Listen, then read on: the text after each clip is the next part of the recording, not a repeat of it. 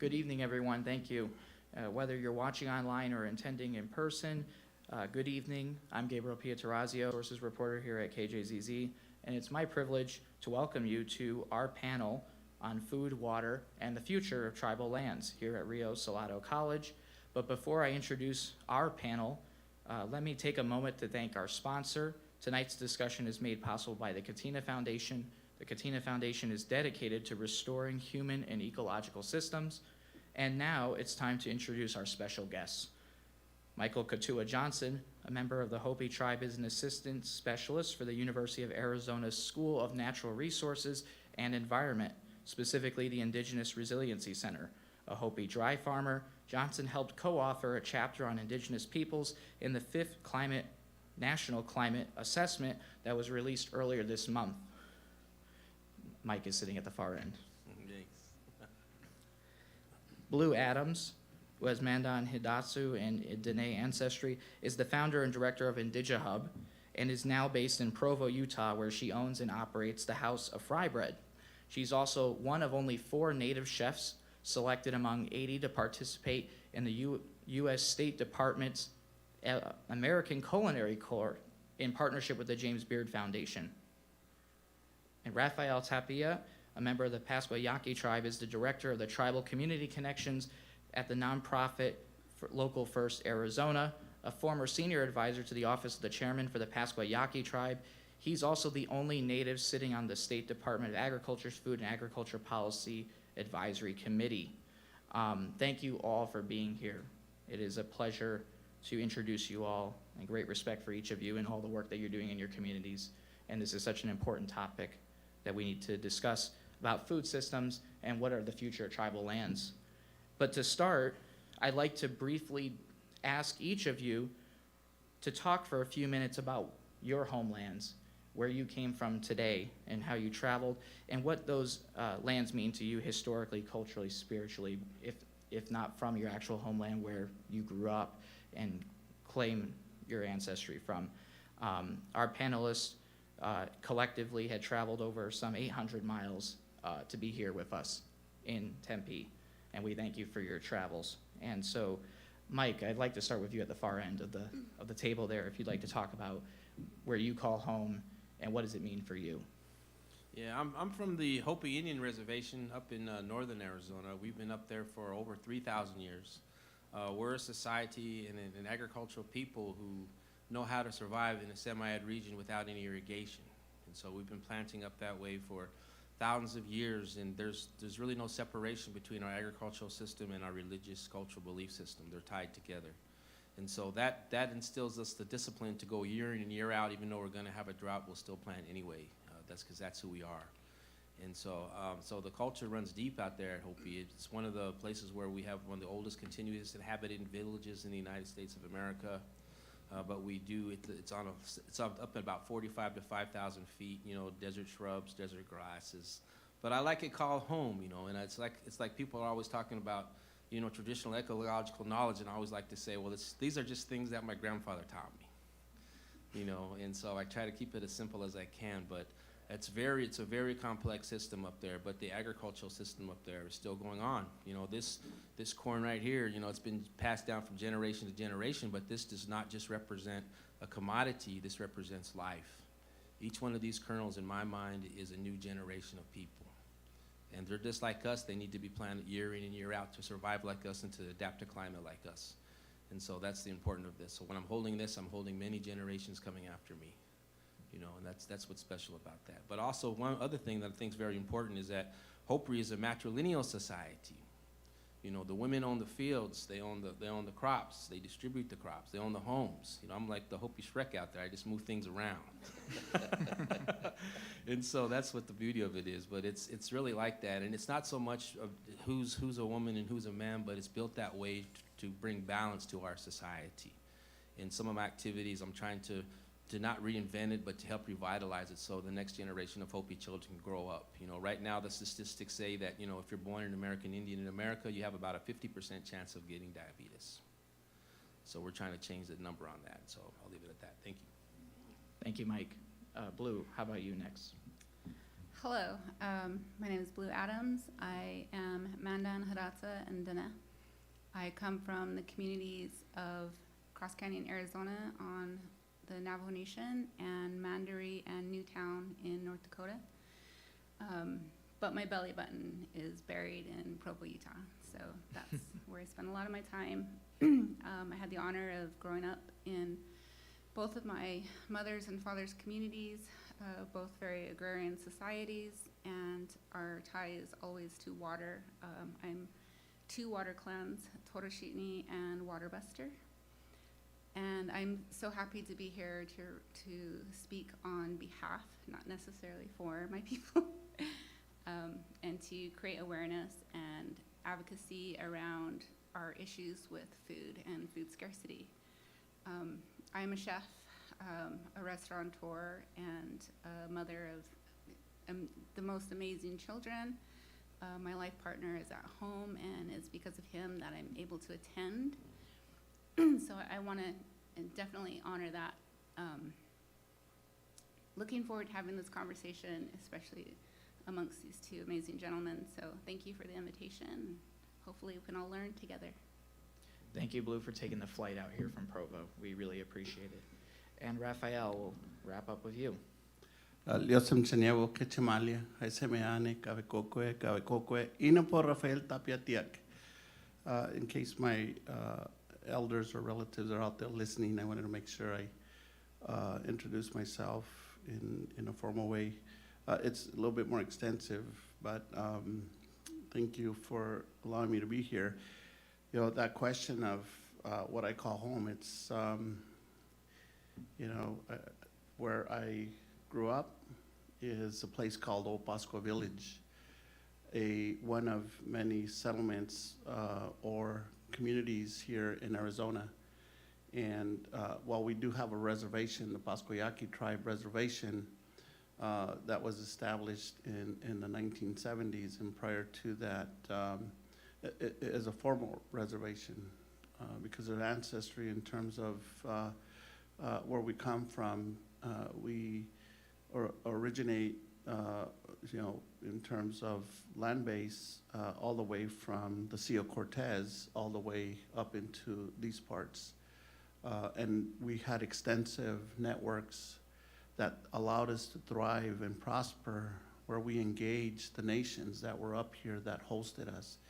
So we knew about the importance of building a community, not only within our own place we call home, but in the places that we were invited to, in our relatives' home, wherever we were, whether we were coming up here into these parts, into Colorado, Utah, Baja California, all the way up to California, Northern California, or into the parts of Texas. We had this concept of wherever we were and wherever we were invited to be, that was home, because we're all standing on the sacred land. And so Old Pascua Village is where I come from. And as was mentioned earlier, I'm a member of the Pascoyaqui tribe. Thank you, Raphael. To shift now to our actual discussion, I think it's important that each of these exceptional people here talk about where they come from, and it gives you that sense of cultural context when they talk about food and the food systems and the water issues and also the future of those lands that they're trying to protect. And with that said, I'd like to briefly set the table to give our listeners here a sense of some of the stats around agriculture and native agriculture in this state that often is unknown to the wider public. To start with, Arizona has the 2nd largest native-only population in the country. Native Americans here in Arizona make up 15% of the state's total rural population, and more than half of all counties contain tribal reservation lands within their borders. It's also worth noting that this comes out to some 27 million acres, or 28% of the state's land base. And as I mentioned earlier, Native Americans are uniquely part of the agricultural tradition here in Arizona.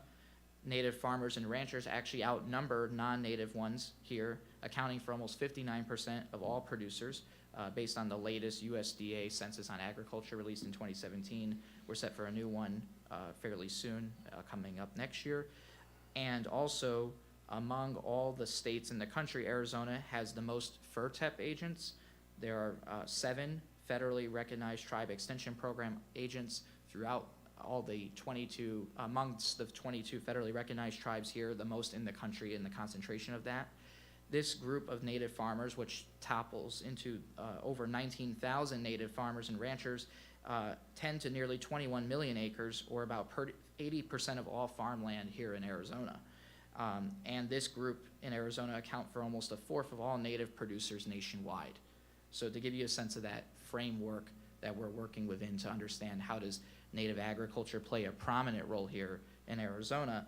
On that note, my first question touches on this is how active of a role should these producers take in shifting to more sustainably agricultural practices if they aren't already? And what are some of the challenges that these producers have in doing so? Mike, would you like to start us off with that question? Yeah, you know, those statistics are pretty good. But when you look at the funding mechanisms that comes from the state of Arizona, it's the opposite of that. You know, and there's reasons for that, but I don't really want to go into that. But so, you know, what I see here is like, you know, especially with the water wars they call them and things like that. You know, I see more land being, you know, bought up, turned into development. You know, I see all that kind of things like that. But I think, you know, with Indian land, our rights are pretty secure. Our reserve water rights are pretty secure.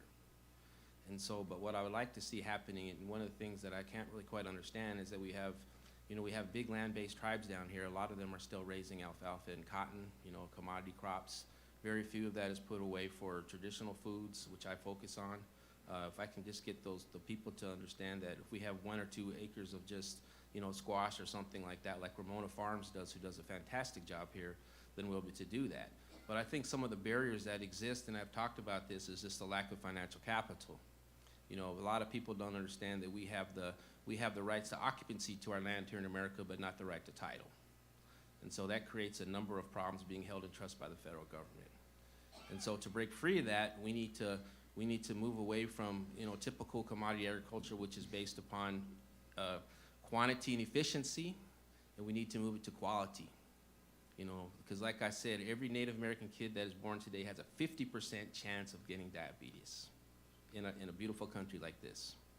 So we need to move away from that. And so that's kind of what I'm pushing for. But right now I'm focused on just trying to re-innovate and upscale traditional agriculture because of the nutrient density that's involved in these crops. They're about 10 times higher mineral-wise, so they're healthy for us. You know, there's a reason why, you know, we were healthy at one time. We didn't have diabetic rates of upwards to 80% like on some reservations here. And so, you know, with the partners here that I have right now, it looks like we're starting to move in that direction to get away from that. You know, but unless we have, you know, a way to have a little bit more control of our land and participate more in the financial capital that's out there, and that means getting more private organizations interested in what we're doing, you know, we cannot rely upon the federal government forever because they haven't done a good job in the past, and I can tell you that for the number one thing. But there are a lot of private foundations now that are starting to take notice of us. But once again, we have to be invited to the table. I'm invited to the table all the time because I have a PhD, but there are community members out there that need to be there also, you know, because we need to help each other. And so I just try to do what I do to try to build up and create opportunities for others, and that's all I can do. I can only open the door for you, and it's up to you to step in or not. And so I'll just leave it at that. Thanks.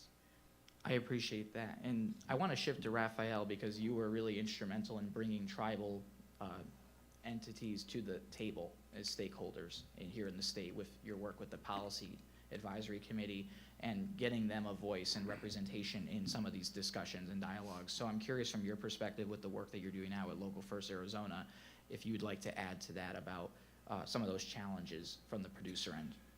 Yes, absolutely. I think you know, one thing you'll find in all of our communities is the ingenuity, the know-how. It's there. I think sometimes what happens is we go in there. You talked about some statistics about the impact we have as growers and producers. But sometimes when you go into our communities and see the landscape, it's like, well, there's nothing happening here, or there's nothing here and we need to fill it. And I think there's that mindset that I think interferes with what is going on there, and that needs to change. I think people need to change that lens of what is going on in our communities, and that was the reason I ended up in the Food and Agricultural Policy Advisory Committee, which is embedded in the Arizona Department of Agriculture. And right now it's going through a review to see if it's going to be reactivated. We're hoping that it is. But it's important for our voices. Let me just say this at this moment. I'm looking out here and I see some individuals that they should be sitting here. So I want to make sure that, any of the work I've done out there or connected with, it's been because of these individuals. So I'm not talking here as Raphael's doing this. I have people out here in this audience that make that possible. And so I do not want to, provide any misconception that it's Raphael. I see my elder out here, Mr. Robert Stone, who's doing this kind of work in his community. And thank you for joining us. I wanted to acknowledge that it's individuals like this that are out there. Sometimes in terms of, what we are doing and what we can do, it does come down to at times how resources are structured.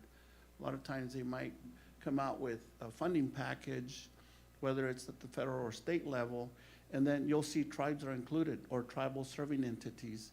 But then when you dig in and look at how those resources can be activated, it's night and day. We're never going to get to meet that criteria. Some of those are dollar for dollar match. We're trying to provide life-saving services. At the same time, we need to look at how we're going to reassign those dollars to then be able to draw in these resources. The other is the language. You use the language that it's the knowledge your grandfather taught you, but some of the language we see in some of these resources that are supposed to serve us, it's hard to understand what they're looking for until when we do end up submitting for these resources. Grant the language barrier and how we interpret things is there, and it prevents communities from really being able to foster and grow and preserve and maintain what they have. Last thing I want to talk about is that we need to look at that when we go in and look at a nation, an indigenous tribe. There's a couple of different things going on. One is the activity of that governance structure, the tribal leadership and the resources they have access to. But then you're talking about that under belly, if you will. You have these small growers, these micro growers that don't have access to the same resources that the tribal government, and that's where we're seeing the challenges. If we were to invest and look at those individuals that are grinding it out, that are providing those ancestral foods, they're doing it at a scale that could be significantly increased. But it's an issue of access to resources that prevents that from happening, and some of that is systemic. I want to touch on Bleu, but I would like to introduce another element to this story, which I think helps contextualize it. And what Raphael was saying is that, there's lots of tribal land, but there's little food there on these lands, on these reservations. Some of the statistics on that, roughly 1 in every 4 Native Americans face food insecurity compared to 1 in 9 Americans nationwide. Arizona is no exception on that front. As of today, there is as few as 13 grocery stores on the 27,000 square mile Navajo Nation that traverses through Arizona, New Mexico, Utah, and Apache County, home to the Navajo Nation, as well as the Zuni and the 4 Apache communities, has the highest rate of food insecurity among any U.S. county with a Native majority population at 22% roughly. And so accessing fresh and locally sourced food is such a hassle and hurdle for your communities, particularly remote rural communities, and that obviously impacts the overall health and quality of life outcomes, as Mike had referred to, particularly with diabetes, among other ailments. And Bleu, I want to shift to you because you're in a unique position as a chef and the work that you do and your experience growing up on the reservation and how you started raising money to, you know, pay for things and to start building your concepts out as a culinary creative. Could you talk a bit about your experience with these broken food systems to build on our previous conversation about the issues with producers and what we're facing? Sure. To build on what these gentlemen have said, we don't have the mechanisms in place to really distribute any capital that is going into our communities. And what I mean by that is just basic infrastructure, plumbing, electricity, refrigeration, distribution systems. None of this really exists in our communities. And until that's addressed, we can't adequately address our food insecurity issues. So my experience growing up on the Navajo Nation, we lived in my grandmother's hogan, which was a beautiful experience to me. Because of my siblings just, you know, telling us this isn't, we don't need to see this as a hardship. We don't need to, you know, see this as us being less than. This is an opportunity to be engulfed in your culture, to spend time with family, to really see the beauty of the land and the potential. And I've carried that lesson, and you know, from watching my mom build a food business from selling burritos, and later on in life, going after my business degree, I began to recognize the language that they use in economics or in education is applicable to what she was doing, where she was building a product, she was finding a market, she was diversifying her revenue streams by adding desserts. All of this is, in a sense, gatekeeping from recognizing our potential and our skills that we have inherently as Indigenous people, especially through food. Food is very often a stepping stone to economic stability. If we have a graduation, if we have, you know, we've lost a loved one, we need to raise funds, we turn to food 9 times out of 10. A food sale, a donation, a raffle, etc. So recognizing that and carrying those lessons into business, the reason I pivoted to start IndigeHub and to start creating opportunity for micro food producers, especially rural, I had a lot of success in my first restaurant. We won many awards, and all of it was because I was embracing my culture and my teachings of sourcing local, sourcing nutritious, having a holistic business model where I'm thinking about the health and well-being of my customers. To me, that's economy. That's investing in my market share and making sure they're returning and they're able to return and considering their health. So those were all teachings I had. But I recognized that my customer base was only maybe 5% Indigenous people. So I had outpriced myself from the community, and I was using recipes from my community, but they didn't have access to this beautiful, nutritious food. And that broke my heart. So I wanted to really understand why. Why are we in this situation as Indigenous people? And unless you have an understanding of historical policy and relationship with the federal government's relationship with Indigenous communities, you're not going to understand that we don't have the same opportunity. I know Raphael had said there's a lot of talent hidden there. There's a saying, there's so much talent hidden in poverty. We need to address that, but we also need to redefine what success is, what wealth is, and how economy is tied to food. So I forget the the original question, but I hope. No, you built on it, Blue. You're good, that's all good. That was deep. That was a deep cut. I'm very passionate about this, so. We let you do that more because there's a lot of lesson to glean from there, and we appreciate you sharing it all. And I think it goes to a broader point about divestment and investment in these lands and the people who live in them. Because how many people are traveling through those regions, you know, your homelands in that sense. And I think, is that like the biggest hurdle in a lot of ways? Is it the lack of investment in the communities in the sense of like building out those places where people can purchase food, where they have the food systems in place, or is it something else? Anyone can jump on that. Well, you know, it's very hard to bring the people like Whole Foods or Trader Joe's, you know, into the communities. Why? Is because we lack the bodies. That's a simple answer for that. I mean, we don't have enough people up there to make those businesses profitable.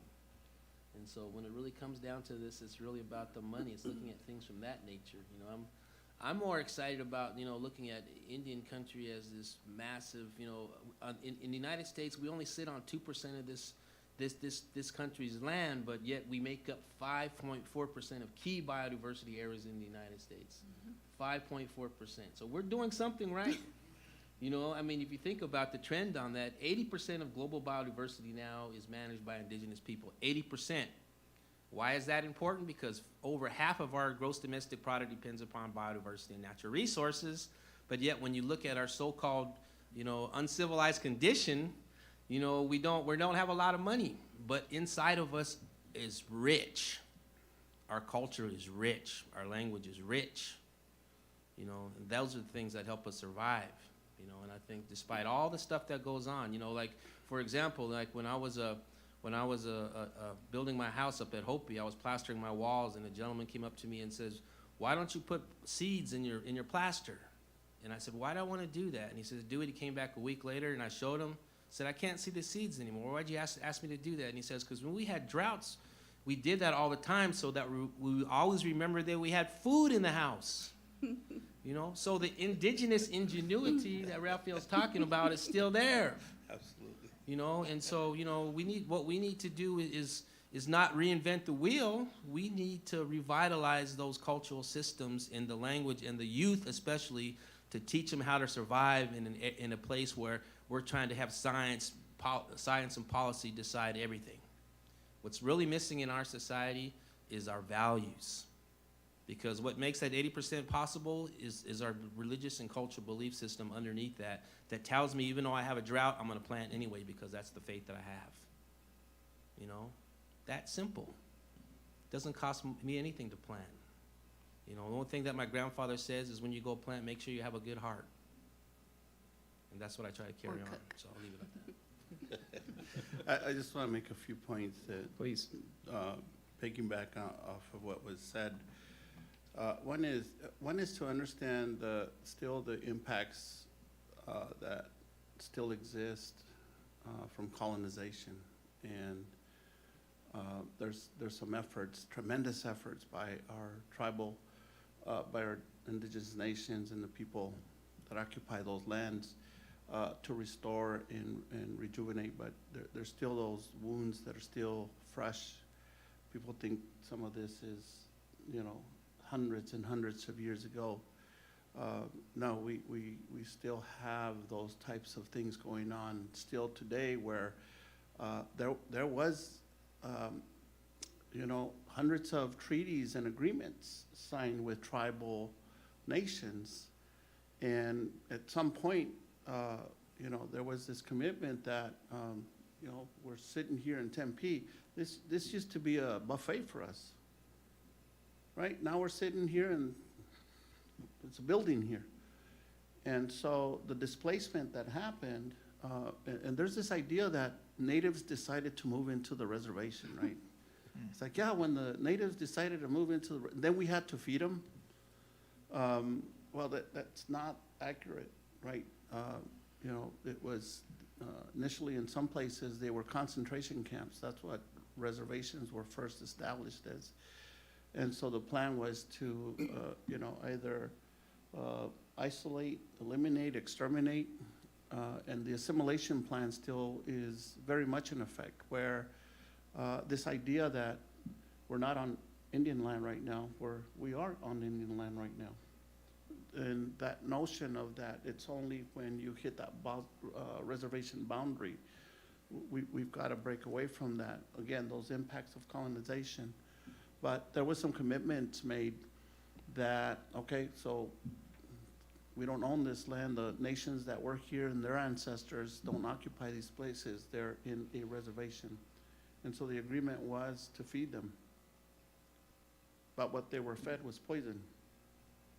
And so we know the impacts that we're dealing with, the diabetes rates, the healthcare disparities, the economics, are a result of those agreements still not being honored. How much would the land base here cost now? What would Tempe cost? My elder over here, his ancestors occupied this space. I'm pretty sure they would be rich off of just what it costs to sell the land that we call Tempe. And so some of those things are no longer here, so we have to adjust and reinvent ourselves in this way today. And so we're doing that with systems that were imposed on us. The three branches of government, you know, legislative, we had forms of that.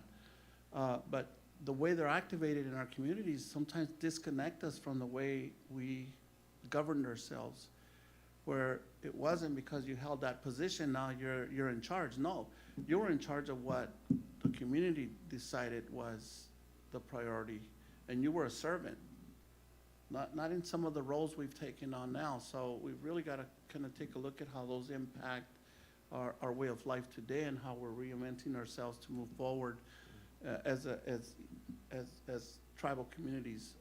But I think those impact, you know, development, those systems that were not our systems that were imposed, and then the land tenure system where nobody wants to loan us money. Somebody wants to go buy a car, they're lucky if they get 36% interest rate on a vehicle. Imagine that, 36% interest on a vehicle. You couldn't even get a mortgage to build a home on the reservation because of the way the system. And so sometimes those things impact, wealth creation and how communities prosper. So I just wanted to talk about in this conversation the impact that still is there from colonization, and what was said earlier, we have the right to occupy, but not the right to own the land. I appreciate that, Raphael, and I saw Blue nodding a lot there. I know you wanted to jump in at the bit.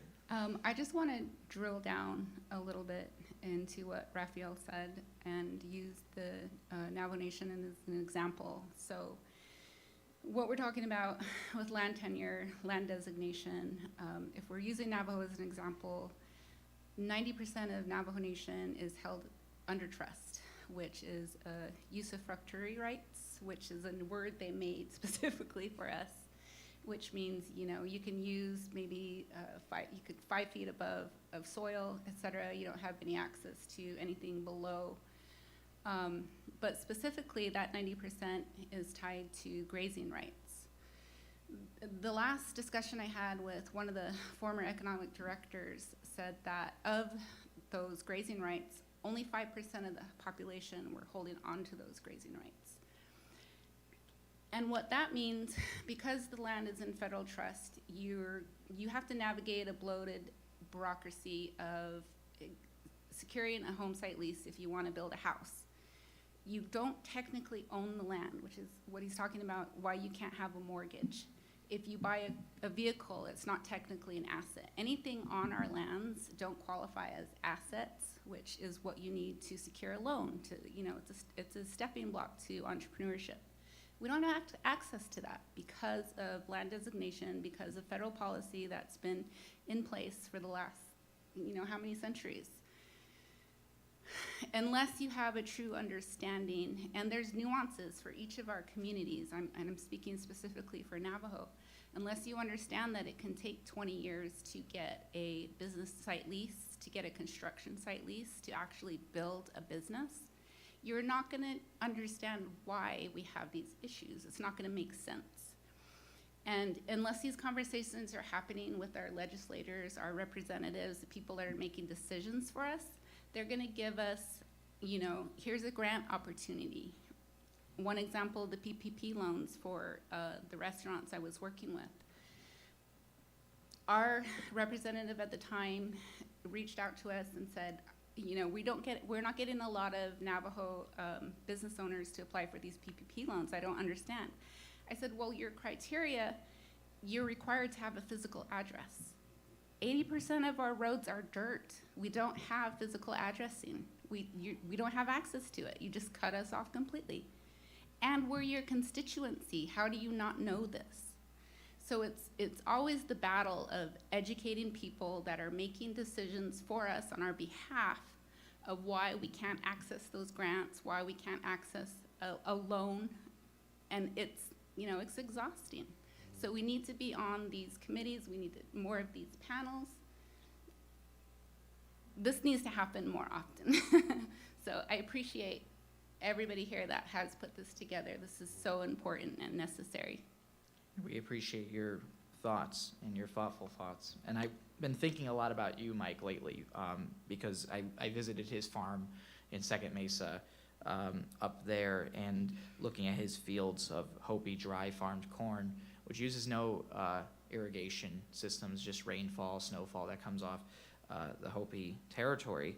And you said something to me that I've had stuck in my head for a long time, and it pivots well to what Bleu was just talking about. He told me in his field that instead of big nation states, quote, small little pockets of indigenous people are going to save the globe.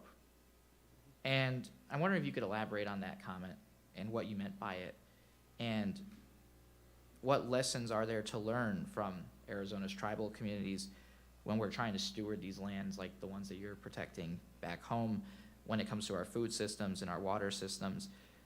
As we've alluded to this whole evening, you're combating challenges of accessing capital, but at the same time, climate change. It's a two-front battle in that respect, and you're not fully equipped to do so. And so I'm curious if you could talk about that. No, we're fully equipped Yeah. to do so. I mean, it's just, I think the thing that would define us right now as an indigenous people in Arizona throughout the globe is a word is posted around a lot, and that's resilient. Think about all that we've been through. We're still here. That's amazing. And so, I just, it's just that I think, in what I'm talking about, and something that I'm working on to help revitalize some of this is, it seems to me that, there's biodiversity and conservation is what I focus on a lot. So we have 80% of our territories in the globe that 80%, we own 80% of biodiversity. So why not flip the script and get us away from victimhood into resiliency? Because indigenous people are doing something right with their land, always have been. It's called the relationship, right? And so why not frame these societies as high biodiversity territories, and the United States being a low biodiversity territory, except for the pockets of high biodiversity within it? That way we elevate ourselves right to the top. We become part of the discussion rather than part of the problem. Robert Kennedy once said in the Mirror Report that the Indians are always the first to be there, but the last to be served. And so we need to move away from that. And we need to focus more on recognition. I still think we still need to be recognized. The famous author Von der Laurier Jr. said one time in his book "Cuss or Die with Your Sins" that during the Civil Rights Movement there weren't that many Americans participating. Why? Because we were looking for recognition, not equality, and we're still looking for recognition. Because sometimes I'm saddened when I go to museums and I see black and white photographs of my grandfather or somebody on the wall, or I see some indigenous person in a loincloth, and sometimes I smile and say, I wonder what I'd look like in a loincloth, But it's more than that, it's kind of like, let's catch up here. And I think, at least at the University of Arizona, and in the FERTEP program we talked about, there are 7 FERTEP agents, but they only serve four reservations in Arizona. We need more of that, because the impact that those people are having on the food system is outstanding, because they're dealing directly with the community. We don't have that many extension agents working on Indian reservations. A lot of people feel like, we need to be invited. Yes, you need to be invited, but the trust responsibility the federal government has to Indian people has never been fulfilled and probably never will be, which is sad. We are still considered wards of the federal government. And the only people that have free access to health care in this country are federal prisoners and American Indians. Think about it. And so, but our food system to me is the key but to also focus on the biodiversity that governs our crops. So we have over 17 different varieties of corn at Hopi, 17, you know? Biodiversity is so important because without true biodiversity, we have no true sustainability. So let's think about that too. You know, but all these things are ingrained in us, and we are still here. You know, my colleagues here are still here. You know, and so that's a good question. But I guess we can talk about some more stuff. I'm just excited to be here too, and especially my elders here and everybody else here and everything like that. So I appreciate that. Would anyone like to build on Mike's point? It's an interesting question. Yes, in regards to the climate issue, the only answer is agriculture and localizing agriculture. We forget that we're part of our environment. We forget that, or we're not aware that the farther our food has to travel, the less nutrient dense it becomes. Mm-hmm. By the time it gets to your plate, it has little to no nutrient value, the more processed, et cetera. We live and die on the soil. We're a part of the soil, and locality is very important. And empowering farmers who are already doing this work to continue what they're doing is a way that we can suppress carbon, we can rehydrate our water tables. It all ties back to agriculture. Food is economy. If we think of the traditional definition of wealth and economy, it's food, water, and shelter. Mm-hmm. If you talk about anything else, you're talking about consumerism. That shouldn't be the forefront of economic discussion. Food should be right there, front and center, along with water and, equitable housing. So the conversation could go on forever. What we've focused on is supporting micro food growers, businesses, entrepreneurs, the entire food system that basically doesn't exist, specifically on Navajo.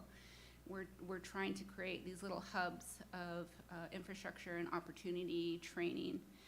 And one of the last projects we did directly contributes to the health of her soil for a young farmer on Dragonfly Farm, building a 100% biologically complete bioreactor. So she has no further need for any other input, completely organic, and we've pulled plant matter specific to her locale, used the dropping from her sheep.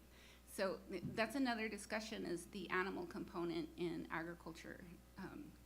There's little to no discussion about that. You can't really have one without the other. So these are things and topics we absolutely need to discuss and have a voice in. I'm here speaking for these farmers I work with.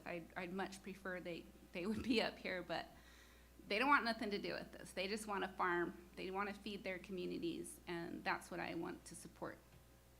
Thank you. Raphael, would you like to add to that at all? Just real quickly, I think the question was about the impact the small but mighty can have on the whole. And I think that's very accurate. Some of the initiatives I've been privileged to be a part of and see the impact that they have been started by 2 to 3 people. And then it's grown, and so you have a small core that really activates a much larger initiative. And so the ability to keep a pulse and adapt and navigate some of these challenges, they're more nimble. But some of the, going back to funding and resources, I spent quite a bit of time educating the philanthropic world because they're looking for large numbers. They're looking for large numbers. It's like they measure impact not by how deep the work is, how life-changing it is. It's measured by how many people were involved. And in some of our communities, we're talking maybe 30 people in some of our communities that are organizing some powerful movements. So I think we need to look at how those two come together, because I think those things that are happening in those small movements that are powerful, life-changing, they can scale, but they're often ignored and overlooked. And the investments, they're non-existent. So I think, we've got to really take a look at how we're going about, making changes in our environments. We're we're able to, thrive in these, these biodiverse areas because of how we interact with those environments. And so larger sometimes takes up more consumption, so that could have implications to those biodiverse regions, where smaller, they're able to interact in a more organic way, if you will. So I think, the small but mighty way that, or thought you had about what's going to help, with some of the things that we need to look at in the changes that need to be made, it's investing in those small but mighty initiatives.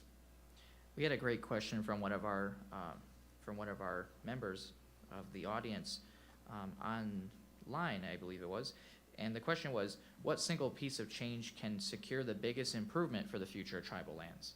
I'm curious if each of you might have a response to that. Well, I would call it doing away with the Doctrine of Discovery. Because that's where a lot of our problems come from, that Doctrine of Discovery, which has been utilized throughout the globe, and that just says that basically the premise of that is that, we discovered this and therefore it's ours. But I don't think that's going to change. So I think the next thing that I would like to see, and they've touched on, both these panelists have touched on it, is how do we define success in tribal communities?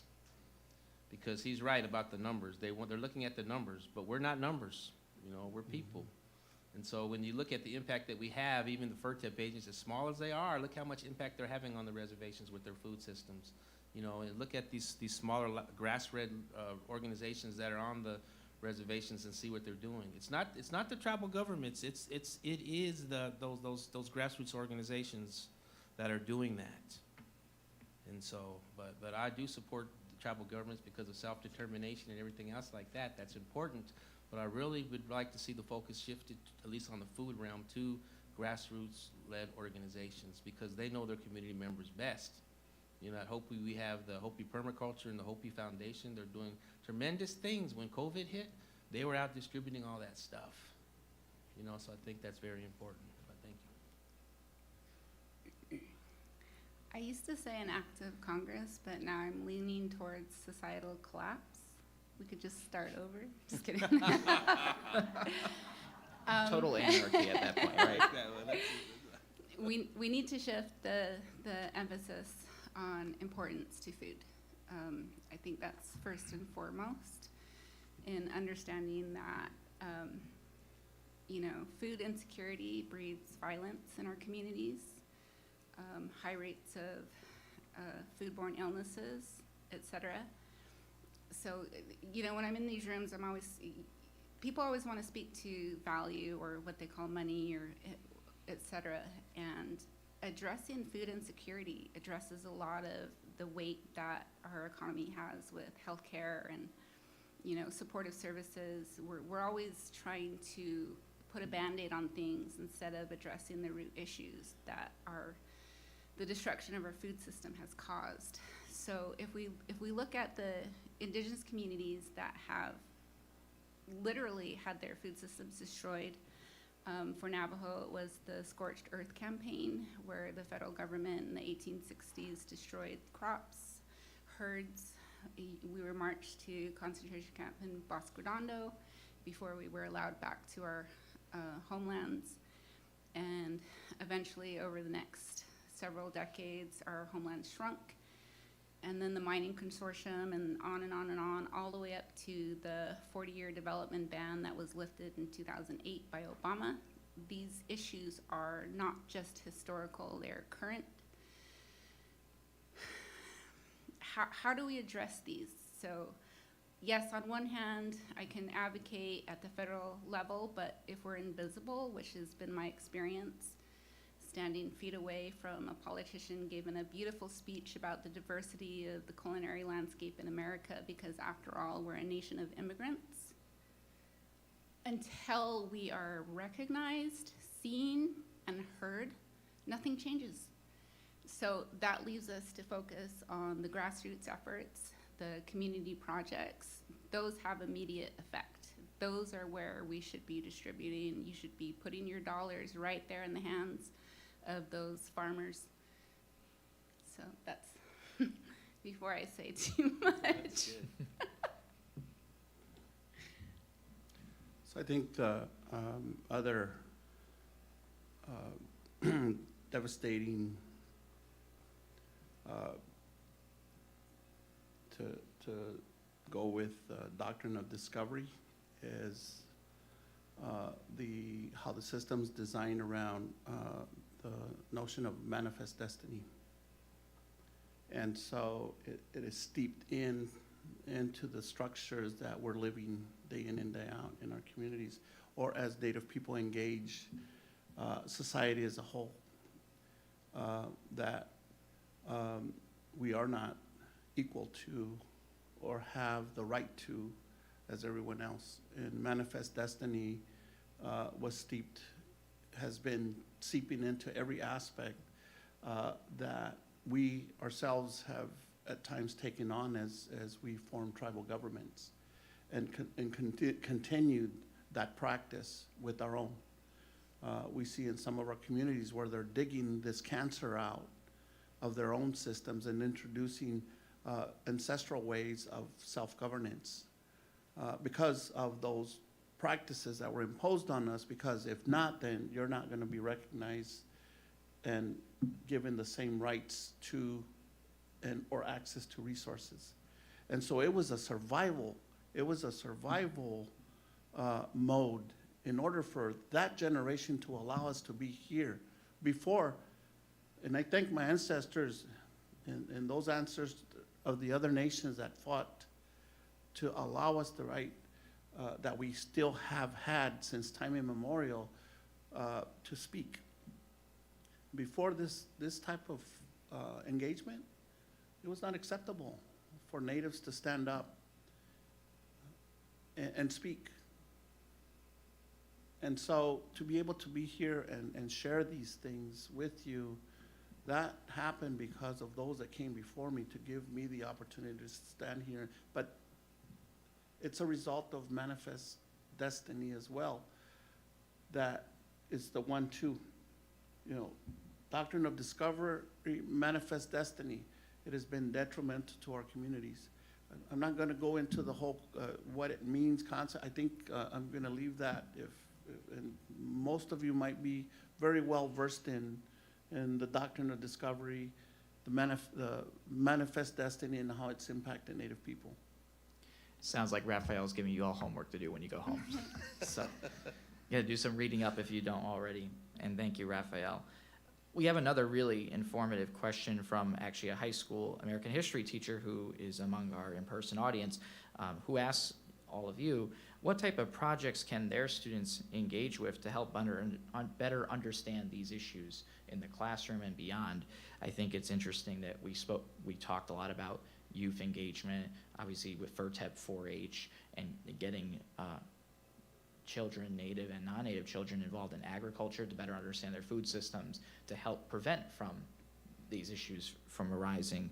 I'm curious, are there any projects or types of programming that you recommend for students to participate in or get involved with? Yes, it is. I had Ethan Orr over at the Cooperative Extension at the University of Arizona. I came up with a plan, and I really want to see, in the city of Tucson, out of the 83 schools, we have small gardens in 73 of them, I believe. And so, but I wanted to step it up one more time, and I wanted to say, can we go out to the first or second grade and give every child in our school system a cup, some soil, a seed, and water, and plant on their first day of class? Why is that? Because there is so much beauty to watch a child smile when his seeds come up. And I'm not going to go down the political road and say we should just be planting GMO seeds or planting heritage seeds or whatever, but just to plant, because that brings hope, right? And so when you're able to be impactful, they go home and say, what did you guys do today? Oh, we planted.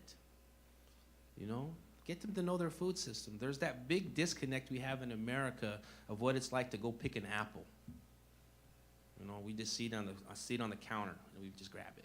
But when you're up there looking at it, man, it's a great feeling to pick an apple. I would have somebody come up here when it comes harvest time, you come up and help me harvest, and tell me you don't feel something special. it's about connecting our kids back to the food system and to show that those things are alive too, and that relationship starts right then. And so that's what I'm working on right now at the University of Arizona. I would just reiterate, plant a garden. Reestablish your relationship with your food, with the soil, with the earth. Until we address that, there's very little we can do. So there's the, experience of going and finding out about natives, and there's usually the venture into the dead Indian experience, because somehow along the history we disappeared, we're no longer. So we're like, yeah, we're still alive. We're still, we're still kicking and planting. And so. Cooking. And cooking. and resilient. So that's fine, looking into the actual history, because there's a lot of misconception in terms of the history that's there. But engage the living Indian story, and that's a different experience. So what does that look like? You could first start, who were the ancestors that occupied those spaces where maybe that school is, and then who are their relations that still are living today, and learn about that community. And so I think going through that experience of finding out that there's a thriving community whose ancestors were there that still exist in that living Indian experience, I think is very, very, very critical. And so we have folks that we're not trying to go in there and sometimes I think the expectations when I'm being asked to go and present is that I'm going to be in regalia. To tell you the truth, the first contact between the Spaniards, our story is 1519. That's the, 1492 is a different, experience. 1519 is our story for the Southwest. 1533, first contact, we have stories, what actually happened there. And when they encountered us, we were living in a climate that was very warm, so there wasn't much, I'm not sure there was a loincloth to our, I think maybe sandals. So I don't know if you want me to show up in my traditional, wear. So it's like I'm living. This is how I am today, and accepting that and embracing that. Along with this, yes, we do have traditional, because we did accessorize, and it was based on the environments we lived in. So there were times when we wore more than sandals. And so I think it's that living experience that I encourage because we have to build community, and that's what I'm talking about here. These students that are interested build community by understanding who occupied those lands and who are the people that are still there today. There's a strong message about embracing the living Indian and understanding that culture, because it is alive today. It's not historicized or historical. It's here amongst us, and we thank you all for being here. But the shift from talks about regalia, going back to Or lack of. or lack thereof regalia. Another online question from a listener asks, what grants and funding have been identified to assist in bringing resources to tribal efforts to mitigate climate and environmental change and impacts? And are there any groups among you that stand out, I guess, in that work to collaborate with nations to assist in bringing these missions to implementation? Is there any on your mind that are helping doing that work within your respective communities? Well, there's a few. For me, it's the Rockefeller Foundation. The Environmental Defense Fund is now getting involved. The Nature Conservatory is getting involved with people. There's a who's who out there, and I think it's because the people understanding that science cannot solve everything. And so they're looking at us. But with that comes responsibility. And so part of that work that I'm doing, and I think it's very important, is that as we start talking about tribal data governance, so that we're able to keep our own data and it's not exploited like some industries do with it. And so we want to benefit from what's out there also. And so, so those big ones come to my mind. There's quite a few others out there, but you know, they're having trouble adjusting too because they're used to dealing with big numbers, but we're trying to help them with that, you know, and so it's getting there. But sometimes I think we have to deal with our own systems where we're from too, and so, but it's just, the impact is coming. You know, I've got a project right now that I'm gonna be collaborating with 22 Pueblo tribes, and then I've got a project in 2025 where I'm looking at going up and having an acre field with the National Park Service up at Mesa Verde National Park was our ancestral home, and putting an acre field to show what indigenous ingenuity is really about. You know, and so I'll leave it at that. Thanks. Blue, I know you have a unique perspective on this. Funding. Well, I know it's, one of the statistics I read was something like less than 6% of all philanthropic money goes to indigenous causes. And so then we're left to scramble for, you know, these, I like to call them scraps. But for me, I'm very careful about what organizations I align myself with, or the team aligns with, where the money is coming from. Which leaves us at a disadvantage, because a lot of the money that's available is essentially, what would you call it? Like, not greenwashing, but it's provided. Yeah, I don't want to be tokenized. I don't want the money to be given to us just based on, you know, indigeneity or whatever. But even less so where the money's coming from these companies that are creating the issues in our communities. Mining consortium that run these entrepreneurial programs, or, you know, Wells Fargo that the Navajo Nation has sued several times and won for predatory practices against our elders. I'm not taking that money. And then there's very little left. So our organization is 100% volunteer. We rely heavily on crowdfunding, community funding, and organizations like Local First or Healthy Wave, which are also working in the food system. We just want to be very careful about where we're taking money from, and when we do take money, we want to make sure it's going to projects that are going to have sustainability.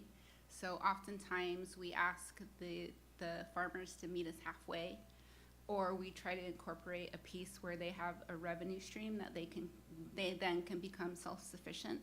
Otherwise, we're in the cycle of, you know, always asking for help, being words of the government. There's no true self-sufficiency being built. So that's just something that our organization prioritizes and focuses on. And there's honestly very little money out there.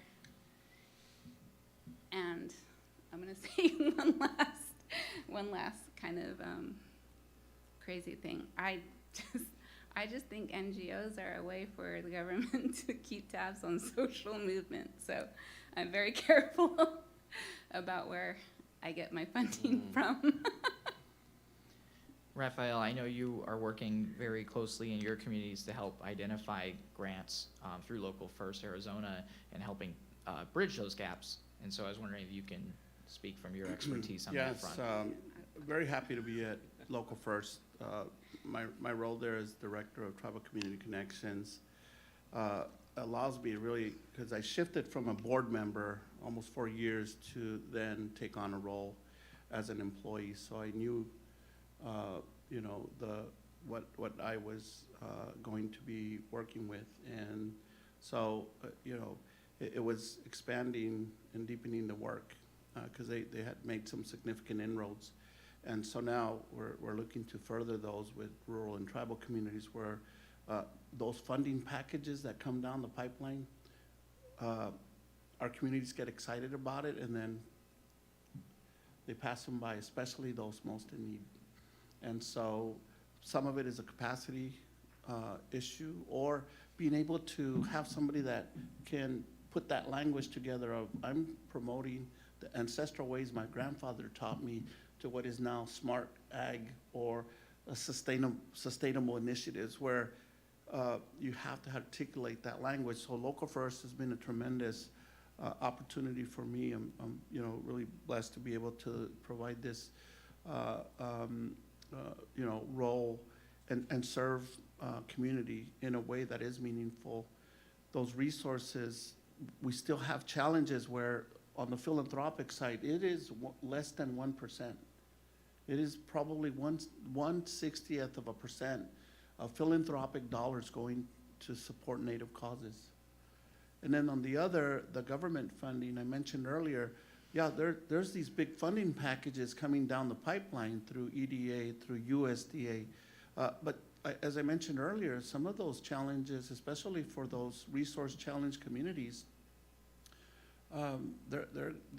those funding opportunities are going to pass them by because they, even though if they meet the criteria of a tribal government or subunit of government, what it takes to trigger those dollars, that's not going to happen. And so we are trying to find innovative ways to work with those, whether as an advocate or a partner or just as a good listener, and trying to kind of because the tribes have solutions themselves, but it's comes down to trying to trigger those critical resources that are going to support them. So that's where we're working, not taking the lead. When I mean working, we each community is in different phases of their development. Some are not relying on federal or state or philanthropic. They're creating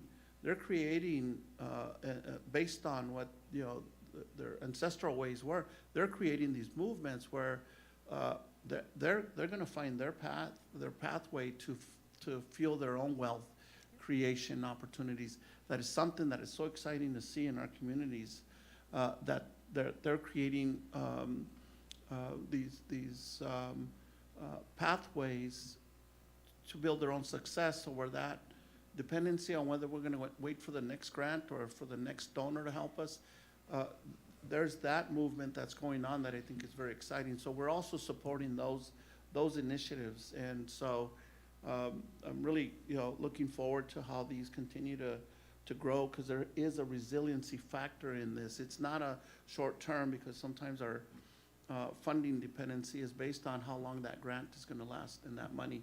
And then once it's done, well, then the project goes away or it's halfway done. So I think there's some things moving here that we're excited to be a part of. And when you get invited into a community and then they start opening up what it's actually going on, it's a very special moment to have that experience. Even though I'm Native, even though I'm directing the Office of Tribal Community Connections, we're still an outside entity.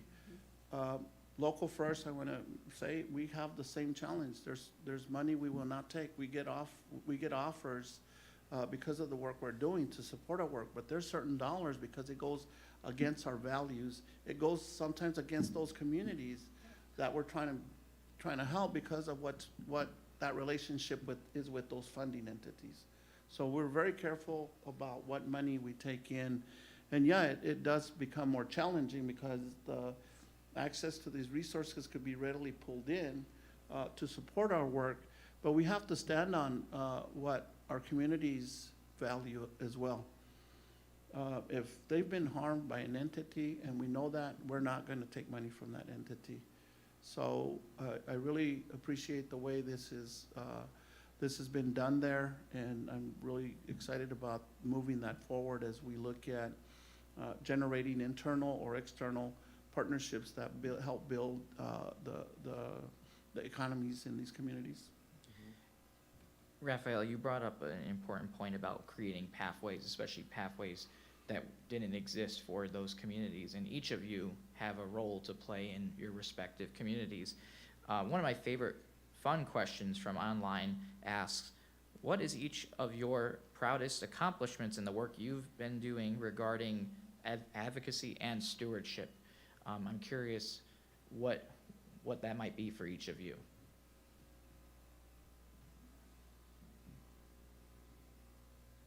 I think for me that's a hard question because doing what I do is very, really puts me back in humility.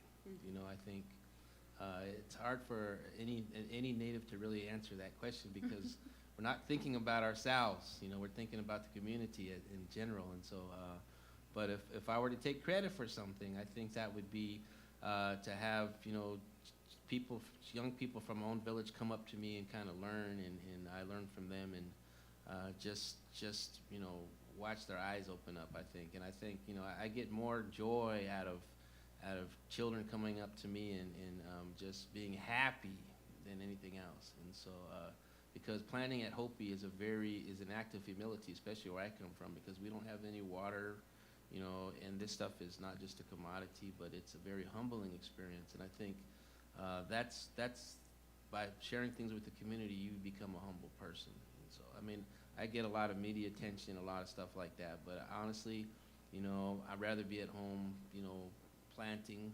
You know, somebody asked me one time, a farmer from Iowa said, "You guys need one of those 14-row John Deere planters out here, you know, so you can plant your field in about 10 minutes." And he was joking around. I said, "I don't need $100,000 machines. I'll just get 14 Hopis, give them planting sticks and John Deere hats, and there you go."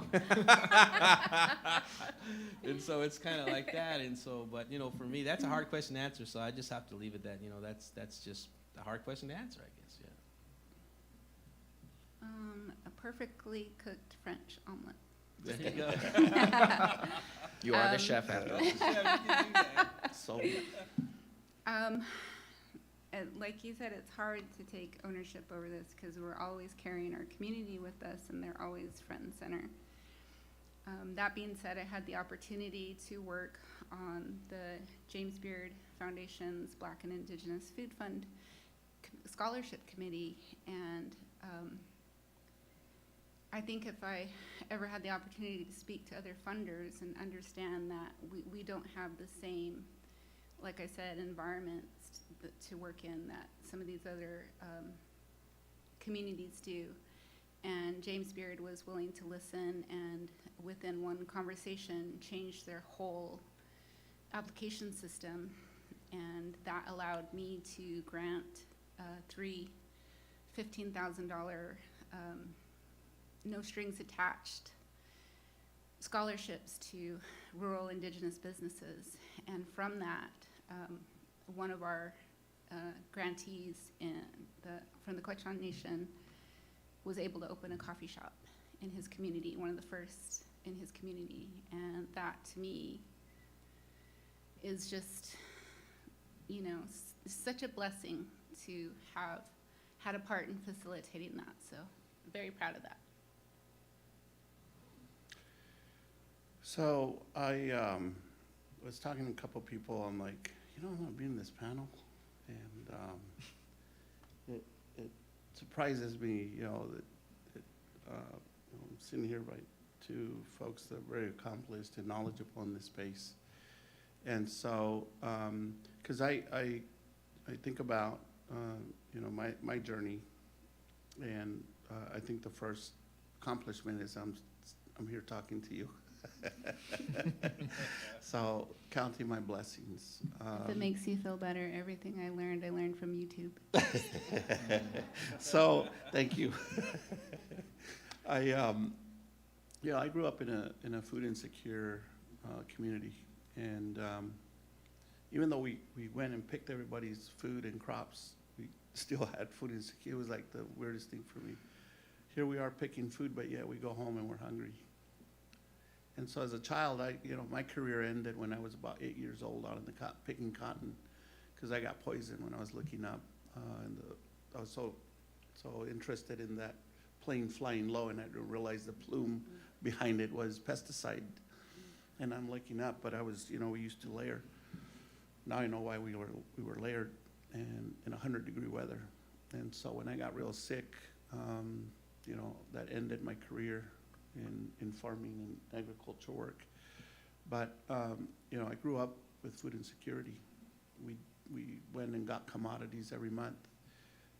We found ways, because of the foods that were around us, sometimes to gather during we loved great monsoon seasons because wild spinach and purslane and those kind of things were growing. And so now, to be at this age, which is, when I was growing up, we had a lot of grandmas. We didn't have a lot of grandpas. And I looked at the homes, it's like, why don't we have a lot of grandpas? Well, the men died early. In our communities, the men died and the women were carrying the load, which has kind of always been the way that our Native communities, societies have been able to talk about resiliency. God bless our Native women. They've allowed us to be here. And I was raised by I think it's called a gaggle. I was raised by a gaggle of women. My mom, my aunties, my grandma, and I feel blessed by that. And to be able to, because they gave me this, and I try to apply that in my life. I think that that's what I'm really grateful for, and that I'm here today now in a servant role, and that I'm allowed to do that. That for me, that I'm allowed to be a servant and even have this voice here today, that I know others are a part of. That for me is you know, I'm awed by that, and that folks would you know, have that relationship with me, allow me to go in and learn from them. Thank you, Blue. And so it's that feeling that I have that I'm very grateful for. So instead of a sense of pride, it's the same sense of gratitude for me. Thank you for sharing that, Raphael. Can I add something very Please. quickly? You can add whatever you'd like. The pesticide he's talking about was called Silvex, and it was tested on indigenous communities, farming communities in Arizona, because the white farmers didn't trust it. Silvex later became a part of Agent Orange, and that's a legacy that Arizona doesn't often talk about and people aren't aware of. But my aunt passed from that sickness as well. She was a renowned basket weaver, and she would pick the reeds from the side of the river and chew them to soften them. And she said her lips would tingle. But she ended up riddled with tumors and passed from that. So I just wanted to illuminate that little fact. Thank you for sharing. It's hard sometimes to hear all these stories because there's so many of them across all these communities throughout Indian country in my travels to the reservation lands. Everyone has a story similar. And it weighs on you sometimes. But part of this panel also focuses on the future of tribal lands. And I thank you all for your time and being here to share that with us. And I want to leave us on a lighter note. And I'm curious to ask all of you, what are your hopes and dreams for the future of tribal lands? What do you hope that they can become that aren't already? And I think we have to think to the future in that sense, as Mike talks a lot about planting as a sense of hope. And I'd like to build on that for whoever would like to start. I want to say that for me, those lands where, you know, my family has been just for generations, time immemorial, are beautiful. And I think my hope would be that others can recognize that beauty. But mostly, my hope is for equity, recognition that a lot of what we see in the cities or as society as conveniences or progress comes at the expense still currently of indigenous people, people of color.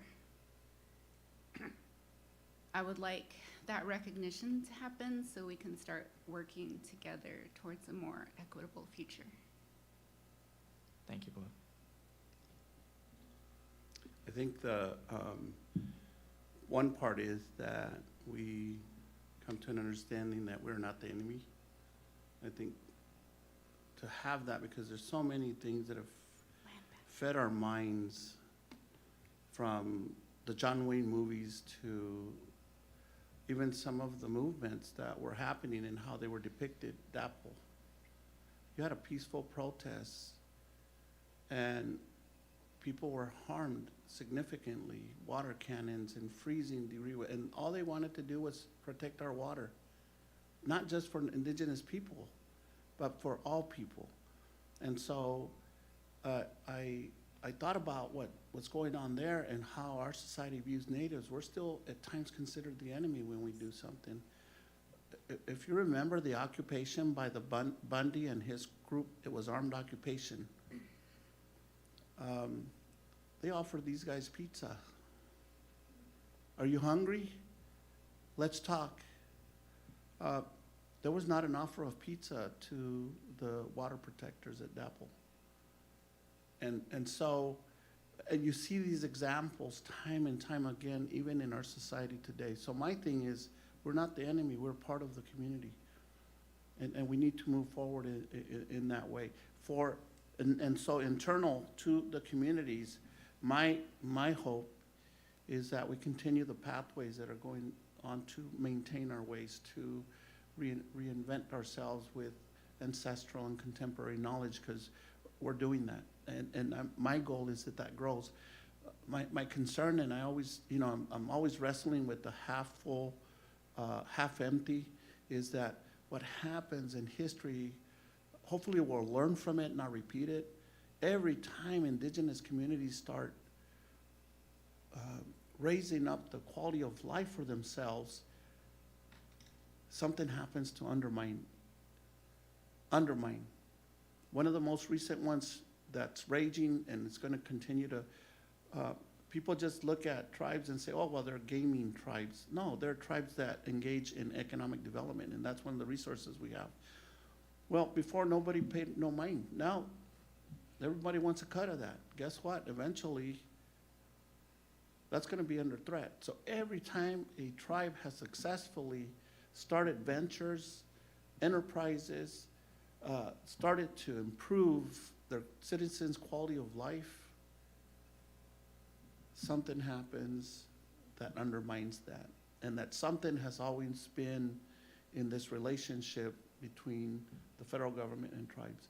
And my fear is that as water becomes more scarce, and we have those rights, and land is encroached by rooftops because you're not growing food anymore, tribes are going to be the ones to be the growers of those food that end up on your plate, because we have the land and we have the water. My goal is that we look at that relationship when it gets to that point in a way where it's not get back time, but it's our time to restore community. And so tribes have the ability to do that in my eyes, and I see that future for our nations. Thank you, Raphael. Yeah, for me, I think when it comes to land, I just want it to be the big classroom it used to be a long time ago. That our youth can learn from the things that are out there, and also value themselves and their own sense of identity. That's what I really would hope would happen. I just think we need to move back in that direction of who we are and redefine our own selves, and not somebody else do the definition for us, so that we're the ones writing the narrative and not other people writing the narrative for us. And so, but with that in mind, I think, I always like to say, first of all, we have to love ourselves, I think, and the other thing is plant something. That's plant something, because you're really planting life, and I think that's the most important thing. So I'll leave it at that. Thank you, Mike. And on that note, I'd like to personally thank, again, the sponsor of tonight's discussion, the Katina Foundation, and thank you to our guests for coming all this way, Raphael, Bleu, and Mike. And thanks to you, for those who are here in person and online, for taking part in tonight's discussion, and have a good evening. Thank you. Thank you. Thank you. Thank you.